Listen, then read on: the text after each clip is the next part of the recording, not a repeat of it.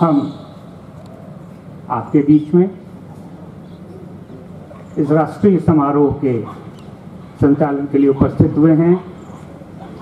मैं प्रशांत द्विवेदी आप सभी का इस अवसर पर संस्थान परिवार की ओर से हार्दिक स्वागत और अभिनंदन करता हूं।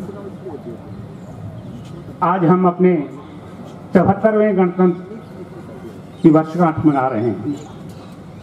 ये हमारे लिए बहुत ही सौभाग्य की बात है। हम आज के दिन पूर्ण रूप से भारतीय हुए थे और हमने स्वतंत्रता की सभी बेड़ियों को तोड़कर एक स्वराज का जो सपना देखा था उसको साकार किया था और अपने स्वयं के बनाए हुए नियम और कानूनों पर देश को आगे की ओर ले चलने के लिए प्रतिबद्ध हुए थे। आज हम उसी की वर्षगांठ मना रहे हैं। ये हमारे लिए सौभाग्य की बात है। हमारे बीच में संस्थान के निदेशक महोदय आ चुके हैं। मैं उनसे साग्रह अनुमति चाहूँगा कि कार्यक्रम को शुरुआत करने की हमें अनुमति दें और इसके लिए मैं सबसे पहले भूतपूर्व सैनिक कल्याण निगम के assistant commandant Shri BD. Ram साहब से निवेदन करूँगा कि वो निदेशक महोदय को ससम्मान ध्वजारोहण स्थल पर लाएं। श्री बी.डी. राम जी।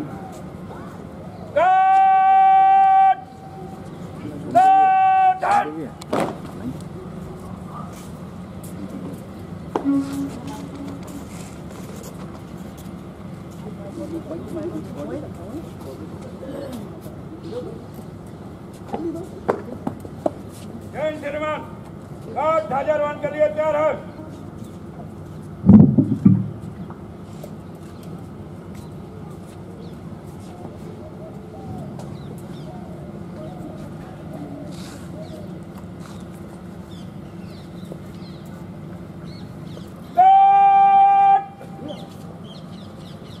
राष्ट्रीय ध्वज का सलूट करेगा।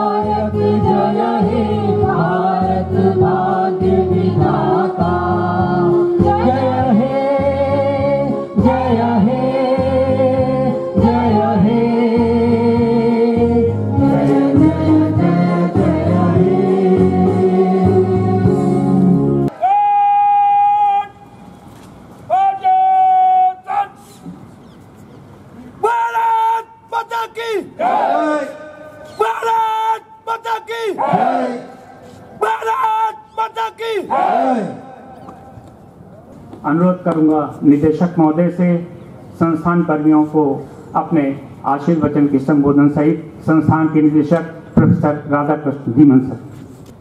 धन्यवाद द्विवेदी जी। आप सबको 74वें गणतंत्र दिवस की बधाइयाँ। आज हम अपना 74वां गणतंत्र दिवस मना रहे हैं। गणतंत्र दिवस के इस शुभ अवसर पर ध्वजारोहण स्थल पर उपस्थित सभी संकाय सदस्य, रेजिडेंट डॉक्टर्स, अधिकारी, कर्मचारी, विद्यार्थी एवं बाहर से आए हुए अतिथिगणों का मैं हार्दिक स्वागत एवं अभिनंदन करता हूं। आप सभी को 74वें गणतंत्र दिवस की बहुत बहुत बधाई एवं शुभकामनाएं। भारत में हर साल 26 जनवरी को गणतंत्र दिवस के रूप में मनाया जाता है। यह राष्ट्रीय गौरव का दिन है और आज के दिन ही हमारा संविधान 1950 में लागू हुआ था। आज के दिन को हम सभी भारतवासी बड़े उल्लास और एवं उत्साह के साथ मनाते हैं। गणतंत्र दिवस हमें हमारे संघर्ष की याद भी दिलाता है। अत्यंत ही हर्ष के साथ कहना चाहता हूँ कि संस्थान के प्रत्येक डॉक्टर, प्रत्येक स्वास्थ्य कर्मी के सहयोग से संस्थान ने कोरोना की सभी प्रथम, द्वितीय एवं तृतीय लहर पर विजय प्राप्त की है एवं संस्थान इस प्रकार के कि किसी भी चुनौती का सामना करने के लिए पूर्णतः तैयार है एवं मुझे पूर्ण विश्वास है कि आप सभी के सहयोग से संस्थान प्रदेश में ही नहीं संपूर्ण भारत की अपेक्षाओं के लिए अनुकूल खरा उतरेगा। गत वर्ष गणतंत्र दिवस के पश्चात अब तक संस्थान द्वारा की गई प्रगति रिपोर्ट संक्षेप में मैं आपके सामने प्रस्तुत कर रहा हूँ। काफ़ी कुछ हुआ पिछले गत एक वर्ष में और उसमें जो इम्पोर्टेंट चीज़ें हैं वो मैं आपके साथ में बात करूँगा। सबसे पहले तो मैं बताऊंगा कि 20 साल से जो नहीं हुआ था वो 2022 में हुआ और वो है कैडर रिस्ट्रक्चरिंग। ये कैडर रिस्ट्रक्चरिंग बहुत ही समय से नहीं हुई थी, 2002 में शायद लास्ट हुई थी, लगभग 20 साल के बाद हुई है। और इस समय हमें जो है सरकार से 2683 परमानेंट पद प्राप्त हुए हैं और आउटसोर्सिंग के 286, तो कुल मिला के 2969 पद की हमें मिली है। और इसके लिए हम रिक्रूटमेंट ड्राइव पहले से ही स्टार्ट कर चुके हैं, जिसमें कि हम ने अभी तक काफ़ी नर्सेज और टेक्नीशियंस का यहाँ पर रिक्रूटमेंट किया है। नर्सेज और टेक्नीशियंस के बहुत पद प्राप्त हुए हैं और टेक्नीशियन को मैं बताना चाहूँगा इस कैडर में 11 कैडर सब कैडर्स हैं, जैसे कि डायलिसिस टेक्नीशियंस के हैं, ओटी टेक्नीशियंस हैं, आईसीयू के इंटरवेंशनल्स हैं। तो पहले तो एक ही तरीके का होता था कि सभी में आप उसको डिवाइड कर लेते थे, उसके बाद उसको जो है ट्रेनिंग दी जाती थी। लेकिन अब जो है ये कैडर जो हैं टेक्नीशियंस के सब अलग हो गए हैं। इसके साथ में आपको बताना चाहूँगा नॉमेनक्लेचर भी जो है अपडेट हुआ है, अपग्रेड हुआ है। जैसे कि पहले सिस्टर ग्रेड 2 पोस्ट होती थी, अब वो नर्सिंग ऑफिसर हो गई है। सिस्टर ग्रेड 1 जो है सीनियर नर्सिंग ऑफिसर हो गई है। ये मैं कहना चाहूँगा, कई लोग मेरे पास आते थे जो कि मेल नर्सिस होते थे, तो उनको ये समझ नहीं आता था कि हम सिस्टर ग्रेड 2 कैसे हो सकते हैं। एटलीस्ट अब से वो अपने आप को नर्सिंग ऑफिसर कह पाएंगे, सीनियर नर्सिंग ऑफिसर कह पाएंगे। ये बहुत बड़ी बात है अपने आप में। कुछ पे डिस्पैरिटी थी, जैसे कि हमारा एपेक्स सेंटर जो है ट्रॉमा सेंटर, वैसे तो वो हमारे SGPCI का ही पार्ट है, लेकिन जब वहाँ पे जो पद हमको प्राप्त हुए थे और उनका जो ग्रेडिंग थी, मतलब ग्रेड था पदों का, वो बिल्कुल ऐसा था कि जैसे ये संस्थान का पार्ट ही नहीं है। तो वहाँ पे जो सिस्टर ग्रेड 2 यानी कि नर्सिंग ऑफिसर्स का जो ग्रेड था वो यहाँ के ग्रेड से कम था। लेकिन अब ये जो है उसमें जो बराबर हो गए हैं, वो रिवाइज हो गए हैं और वहाँ के जितने भी पद थे इंक्लूडिंग नर्सिंग कैडर, उनका जितना भी ग्रेड है वो अब संस्थान के ग्रेड के बराबर हो गया है। इसके अलावा हमने रिक्रूटमेंट स्टार्ट किया है। रिक्रूटमेंट में हम जो है पहले हम आपको बताएंगे फैकल्टी का रिक्रूटमेंट में होने में बड़ी प्रॉब्लम आई इस बार। उसमें यह था कि हमने कभी भी जो है बैकलॉग एडवर्टाइजमेंट नहीं किया। तो ये पहली बार ऐसा है कि हमने बैकलॉग को एडवर्टाइजमेंट किया, जिसमें 65 पदों पर हमने 27 डिपार्टमेंट के लिए इंटरव्यूज़ रखे और वो इंटरव्यूज़ इस समय ख़त्म हो चुके हैं संपूर्णतया। और ये जो है चीफ सेक्रेटरी को भेज दिए गए हैं वहाँ के रिकमेंडेशंस के लिए। अब उनको अपॉइंटमेंट लेटर भी मिल जाएगा। इसके अलावा और भी डिपार्टमेंट हैं जहाँ पर पदों की ज़रूरत थी, तो उनके भी इस समय इंटरव्यूज़ चल रहे हैं और जितने भी APS थे वो भी इस समय कंप्लीट हो चुके हैं। इसके अलावा नर्सिंग कॉलेज में हमें बहुत ज़रूरत थी वहाँ की फैकल्टी के लिए, टीचिंग स्टाफ के लिए। नर्सिंग जो है अगर आप देखेंगे इस समय जो कॉलेज है पहले कॉलेज में बहुत ही बदलाव आया है और हमने एक प्रिंसिपल, 2 लेक्चरर और 8 ट्यूटर्स का जो है रिक्रूटमेंट किया है, जिससे जो है नर्सिंग की जो पढ़ाई में काफ़ी जो है उन्नति हुई है और नर्सिंग कॉलेज जो है इस समय काफ़ी अच्छी दशा में चल रहा है। ऐसे ही हम जो हैं CMT college of the medical technology का भी सुधार करने की कोशिश कर रहे हैं। तो उसमें इस समय है जो है हमको सरकार ने 7 पदों पे जो टीचिंग की पद हैं वो ग्रांट की हैं और हम उस पर अब जो है इंटरव्यूज़ ले रहे हैं और उनको भी एग्जामिनेशन ले रहे हैं और उनको भी रिक्रूट कर रहे हैं। मैंने आपसे कहा कि रिक्रूटमेंट ड्राइव चल रहा है, इसके लिए हमारे पास में जो है TCS है, टाटा कंसल्टेंसी सर्विसेज हैं। हमने शुरू किया है पिछले 2-3 महीने पहले हमने नर्सिंग ऑफिसर्स का किया था, 252 पदों पे किया था। मेडिकल लैब टेक्नोलॉजिस्ट का किया, जूनियर लैब टेक्नोलॉजिस्ट का किया, ट्यूटर्स, स्टेनोग्राफर्स और मेडिकल सोशल वर्कर्स पे हम लोगों ने रिक्रूटमेंट एग्जामिनेशन जो उनसा होता है वो किया और उसमें इस समय रिक्रूटमेंट कर रहे हैं। नर्सिस में तो लगभग 252 में से 200 के आसपास रिक्रूटमेंट लेटर्स जा चुके हैं और नर्सिंग कैडर में ये उन लोगों ने ज्वाइन भी कर लिया है। नेक्स्ट फेज में हम 18 फरवरी को कर रहे हैं, जिसमें से 905 नर्सिंग ऑफिसर्स हैं और ये 18 फरवरी को इसका एग्ज़ाम होगा। इसके अनुसार अगर आप देखें तो हमारे में संस्थान में काफ़ी नर्सेज आ जाएंगी जो ज्वाइन कर लेंगी और इसके अनुसार जो है जो कार्य है विभिन्न डिपार्टमेंट्स का, ऑपरेशन थिएटर्स का, ICUs का, एडवांस ट्रॉमा सेंटर का, उसमें हमें बहुत सहायता मिलेगी। इसके अलावा मैं बताना चाहूँगा संस्थान में नए सेंटर्स भी आए हैं और नए डिपार्टमेंट्स भी। पहला है emergency medicine and renal transplant centre. ये एक रिकॉर्ड समय में इसको कंप्लीट किया गया और इसका इनॉग्रेशन 8 जनवरी को पिछले साल हमारे माननीय मुख्यमंत्री श्री योगी आदित्यनाथ जी द्वारा किया गया और जून-जुलाई में इसको स्टार्ट कर दिया गया। इसमें तीनों डिपार्टमेंट जो हैं पूर्णतया शिफ्ट हो गए हैं, जिसमें डिपार्टमेंट ऑफ द नेफ्रोलॉजी और यूरोलॉजी काफ़ी अच्छी सर्विसेज दे रहा है। संस्थान में 558 बेड्स हैं और इसमें से जो नेफ्रोलॉजी में 111 डायलिसिस के स्टेशंस भी हैं, वो भी पूर्णतया इस समय कार्य कर रहे हैं। इमरजेंसी मेडिसिन में 30 बेड हैं, लेकिन ये अपने आप में अभी इसको बेड्स को बढ़ाने की ज़रूरत है।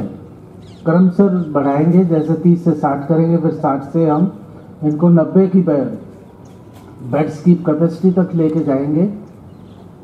उसमें ICU बेड जो वेंटिलेटर्स बेड हैं वो भी बढ़ेंगे। तो ये जो हमारा सेंटर है, मैं इस समय कहूँगा 70 to 80% की कैपेसिटी पे इस समय काम कर रहा है और आने वाले 3 महीने में से 6 महीने तक ये पूर्णतया काम करने लगेगा। और मैं कोशिश कर रहा हूँ कि यहाँ पर जो रीनल ट्रांसप्लांटेशन की जो कैपेसिटी है प्रेजेंट इस समय 3 पर वीक है और ये जो है 8 से 10 पर वीक होनी चाहिए।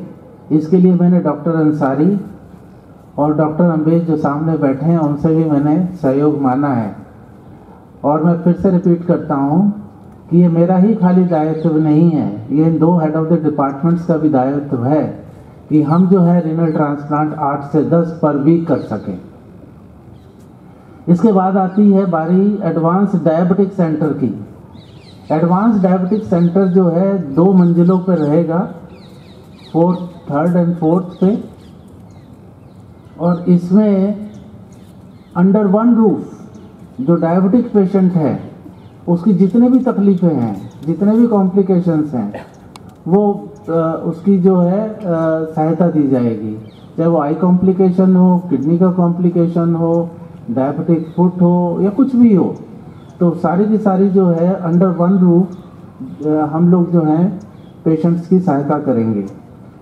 ये हमको लगता है कि अगस्त या सितंबर इसी साल में ये भी हमारा सेंटर स्टार्ट हो जाएगा। इसके साथ साथ हमने जो है गवर्निंग बॉडी से 3 डिपार्टमेंट्स मांगे थे और उसका सहयोग प्राप्त हुआ है और ये 3 डिपार्टमेंट जो हैं सैंक्शन हो गए हैं। ये हैं paediatric endocrinology, head and neck surgery and infectious diseases. इस समय इनकी मैन पावर के लिए पर्टिकुलरली जो फैकल्टी है, रेजिडेंट्स हैं, उसका शासन में भेज रहे हैं कि हमें फैकल्टी और रेजिडेंट्स जितनी चाहिए वो उसको सैंक्शन कर दें। इसके अलावा मैं आपको कांग्रेचुलेशन भी करना चाहूँगा डिपार्टमेंट ऑफ जेनेटिक डिजीजेस को। यहाँ पे बहुत अच्छा काम हो रहा है। इंडियन गवर्नमेंट ने इसको centre of excellence for the rare genetic diseases भी घोषित किया है। बाकी चीज़ जो हमने देखी है पिछले साल में, रोबोटिक सर्जरी। रोबोटिक सर्जरी इस समय बिल्कुल फुल कैपेसिटी पे चल रही है। 6 days इन अ वीक चल रही है। यहाँ की तक कि सैटरडे को भी रोबोटिक सर्जरी होती है, जबकि बाकी के ऑपरेशन थिएटर बंद होते हैं, लेकिन ये ऑपरेशन थिएटर ये चलता रहता है। और मैं ये बताना चाहूँगा कि रोबोटिक सर्जरी तो पूरे देश में होती है, लेकिन वो मेजॉरिटी में खाली यूरोलॉजी डिपार्टमेंट या यूरोलॉजी के पेशेंट्स हैं उसी में होती है। लेकिन हमारे संस्थान में मैं आपको बताना चाहूँगा 4-5 डिपार्टमेंट हैं, जिसमें यूरोलॉजी तो है ही, इसके अलावा सर्जिकल गैस्ट्रोएंटरोलॉजी है, सर्जिकल एंडोक्राइनोलॉजी है, हेपेटोबिलियरी सर्जरी है, कार्डियोवैस्कुलर सर्जरी है, तो ये पीडियाट्रिक सर्जरी आल्सो, ये सारे के सारे सर्जरी जो हैं इस रोबोटिक के द्वारा इस संस्थान में हो रही हैं। और लास्ट ईयर हमने जो आंकड़ा जो है 550 सर्जरीज का पार किया है। ये एक बहुत ही गर्व की बात है हमारे संस्थान के लिए। हमको लगता है कि अब टाइम आ गया है कि हम एक सेकंड रोबोट के बारे में भी सोचें। यहाँ पर मैं उन 13 जो साइंटिस्ट हैं, जो top 2% scientist of the Stanford year list में आए हैं, तो मैं उनको इस अवसर पर बधाई देना चाहूँगा और ये भी अपेक्षा करूँगा ये जो नंबर है, पिछले साल शायद 11 था, इस बार जो 13 है और ये आगे बढ़ता ही रहे, ऐसी मेरी कामना है, मेरी अपेक्षा है। आगे आने वाले सालों में हमने क्या करना है, ये भी इक्वली इम्पोर्टेंट है। What is the vision for next year also.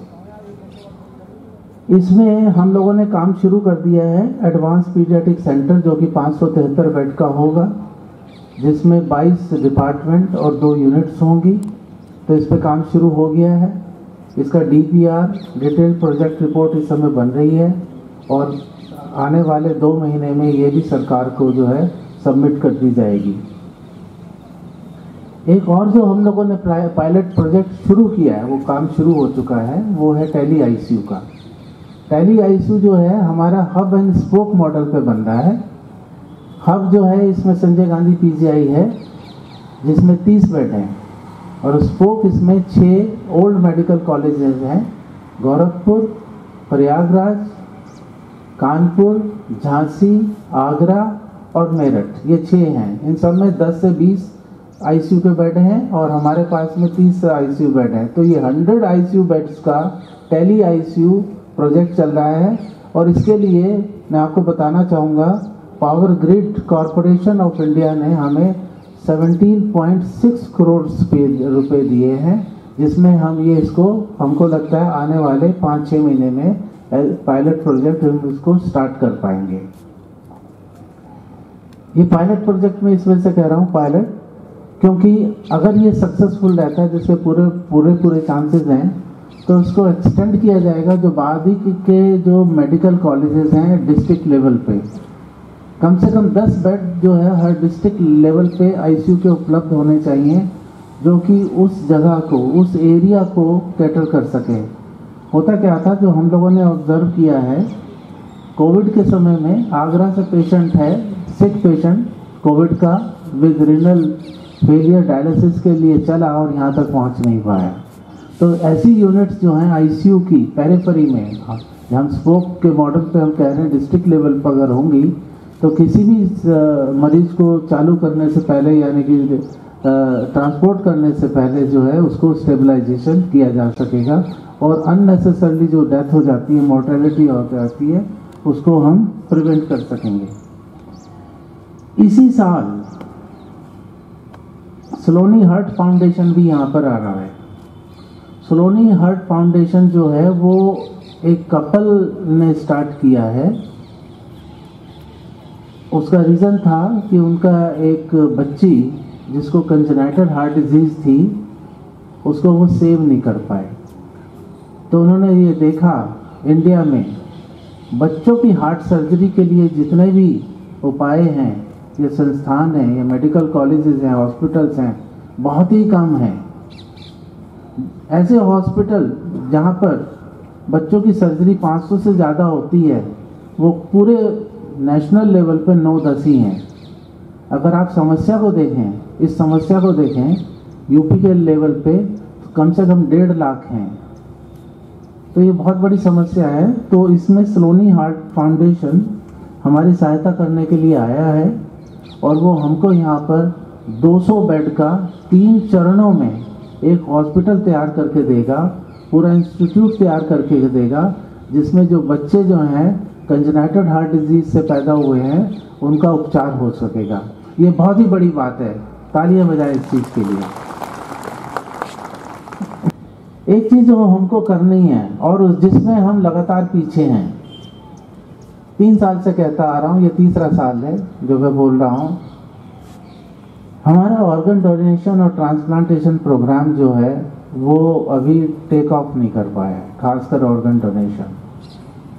प्रयास हो रहे हैं।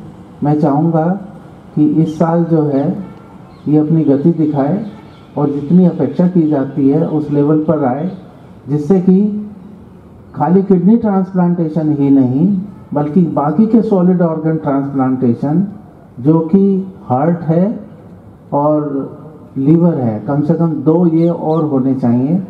कल ही हमने हार्ट ट्रांसप्लांटेशन की कमेटी के साथ में बैठक किया है और उनकी तैयारी पूर्ण है। हमको लगता है कि आने वाले 5-6 महीने में भी हम इसमें एक नया कदम रख पाएंगे। और जो चीज़ है देखने वाली आने वाले इसी साल की बात बता रहा हूँ, NIRF तो हमने भर दिया है इंस्टीट्यूट रैंकिंग के लिए और NAC में भी हम कोशिश कर रहे हैं, पूरी तैयारियां कर रहे हैं कि और इसी साल में हम इसको अप्लाई कर पाएंगे और NAC इंस्पेक्शन हो पाएगा। पिछले साल में हमने मेमोरेंडम ऑफ अंडरस्टैंडिंग करी है SGPGI और IIM के बीच, IIT के बीच में और PGI चिल्ड्रन हॉस्पिटल के बीच में एंड पावर ग्रिड कॉरपोरेशन के बीच में। पावर ग्रिड का मैंने बता दिया है। IIT में हम नए जो हैं यहाँ पर प्रोजेक्ट लेके आएंगे जिसमें इंजीनियरिंग और मेडिकल दोनों ही साथ साथ काम करेंगे। 2 चीज़ें जिसमें हमारा जोर रहेगा आने वाले साल में वो है नर्सिंग कॉलेज और कॉलेज ऑफ मेडिकल टेक्नोलॉजी। इसको भी हमने एक नेशनल स्तर यानी कि राष्ट्रीय स्तर के लेवल पर लेके जाना है। नर्सिंग कॉलेज में काफ़ी कुछ हो चुका है लेकिन काफ़ी कुछ होना बाकी है। कोशिश हम CMT में भी कर रहे हैं लेकिन यहाँ पे बिल्कुल जिसको है रिजुविनेशन करना बहुत ही ज़रूरी है। यही सब चीज़ें हैं जो मैंने कोशिश करी हैं पिछले साल में, काफ़ी हद तक सफलता पाई है, लेकिन हम लोगों को इसमें और मेहनत करने की ज़रूरत है जिससे कि जो प्रोजेक्ट हैं वो कंप्लीट हो सकें, सुचारू रूप से अपना कार्य करना शुरू करें।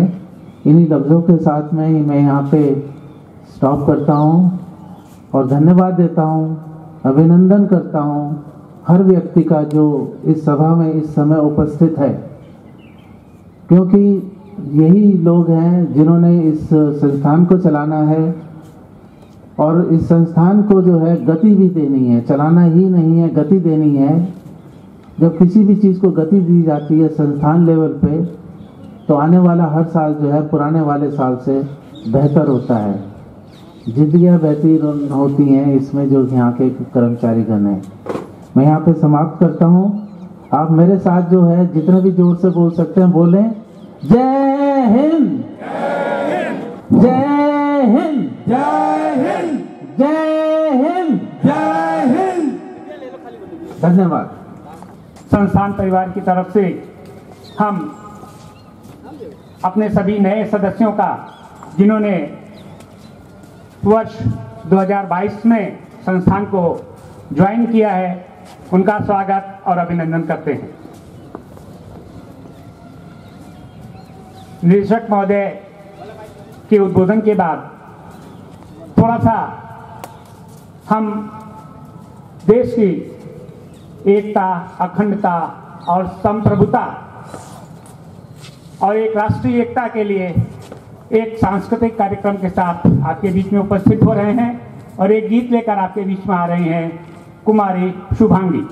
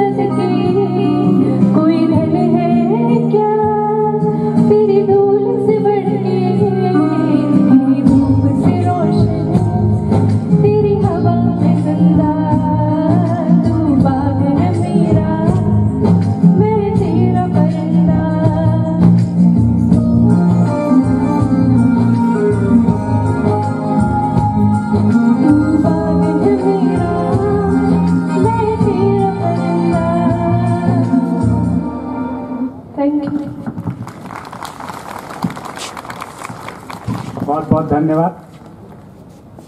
हम राष्ट्रगान अपने झंडे तिरंगे के लिए, उसकी आराधना के लिए, अपनी देशभक्ति लेके आते हैं और हम निवेदन करेंगे मीना सिंह जी से कि वो भारत माता की प्रार्थना आपको सुना दें और उसके बाद शेष कार्यक्रम। श्रीमती मीना सिंह।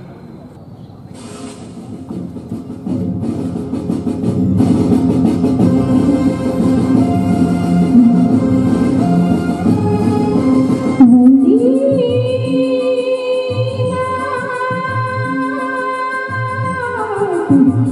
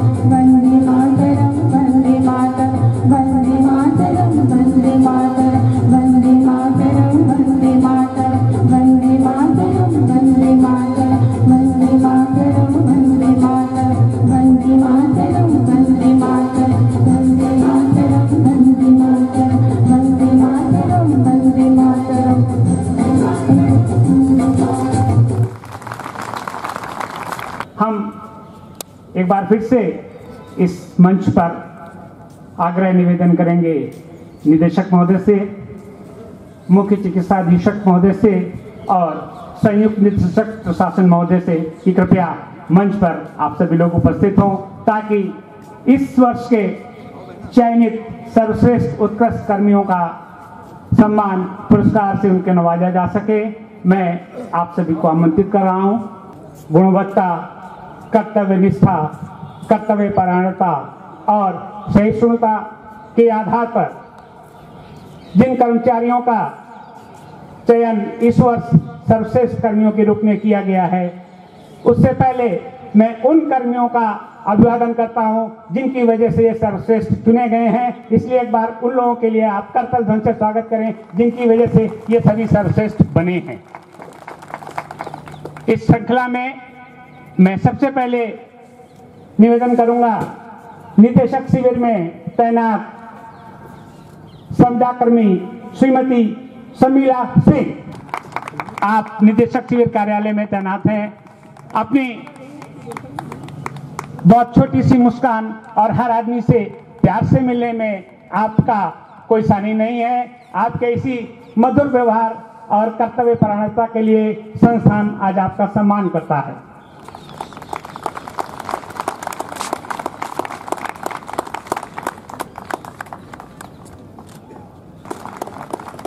हमारे ओपीडी के सामने आपने फिश पॉन्ड देखा होगा और एक पीपल के पेड़ के नीचे खरगोश का जो एक बाड़ा बना है, आप उसका पूरा संचालन करते हैं, पूरा अनुरक्षण करते हैं और अपने सफाई में सर्वोत्कृष्ट कार्य करते हैं। आपकी इन्हीं सेवाओं के लिए आज संस्थान आपको सम्मानित करता है।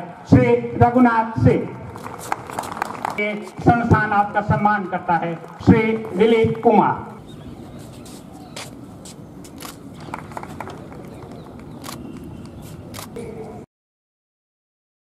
कार्यरत श्री धीरेन्द्र कुमार अपनी सर्वोत्कृष्ट सेवाओं के लिए जाने जाते हैं। आपकी इन्हीं सेवाओं के लिए संस्थान आपका सम्मान करता है। श्री धीरेन्द्र कुमार।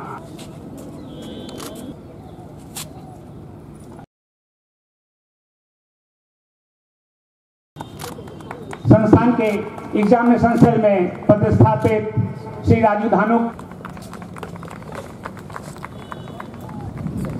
श्री हरिश्चंद्र यादव, आप संस्थान के बायोस्टैटिक्स विभाग में कार्यरत हैं।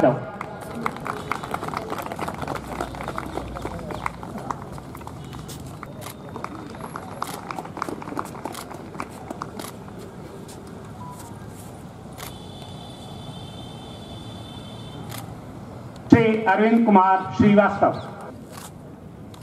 श्री अजय श्रीवास्तव, आपकी उत्कृष्ट और सराहनीय सेवाओं के लिए संस्थान आपका सम्मान करता है। संस्थान कर्मियों को संस्थान के एचआरएफ में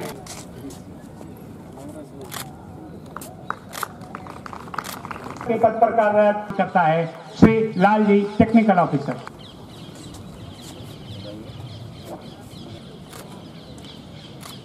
के चौधरी, टेक्निकल ऑफिसर, आपकी उत्कृष्ट और सराहनीय सेवाओं के लिए संस्थान आपका सम्मान करता है। क्लिनिकल इम्यूनोलॉजी विभाग में आपकी उत्कृष्ट और सराहनीय सेवाओं के लिए संस्थान आपका सम्मान करता है। श्री राम अवतार पाल,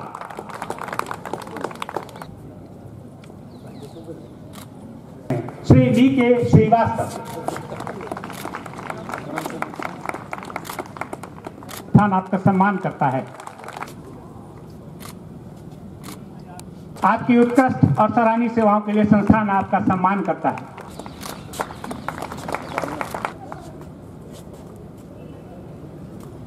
आपकी उत्कृष्ट और सराहनीय सेवाओं के लिए संस्थान आपका सम्मान करता है।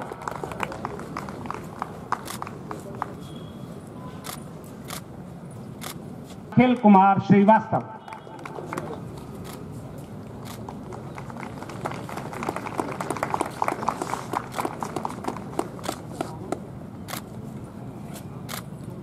है मैटी एम मॉरिस, नेफ्रोलॉजी बोर्ड में डीएनएस के पद पर तैनात श्रीमती सुधा रानी सेंगर, और चीफ टेक्निकल ऑफिसर इंडोक्रोनोलॉजी विभाग, आप डीएमडी में कार्यरत हैं। अपने मृदुल स्वभाव और कर्तव्य परानिष्ठा के एक प्रतिबिंब स्वरूप आप एकदम प्रतिष्ठित हैं। आपकी उत्कृष्ट और सराहनीय सेवाओं के लिए संस्थान आपका सम्मान करता है। जोरदार तालियों से स्वागत करें। ये उत्कृष्ट कर्मचारियों की सूची यही समाप्त होती है। गणतंत्र दिवस पर संस्थान से 22 कर्मियों को सम्मानित किया गया है, वो सभी मंच पर उपस्थित हैं। हम आप सभी पुरस्कृत साथियों से आग्रह करेंगे कि एक समूह चित्र के लिए कृपया सामने आ जाए।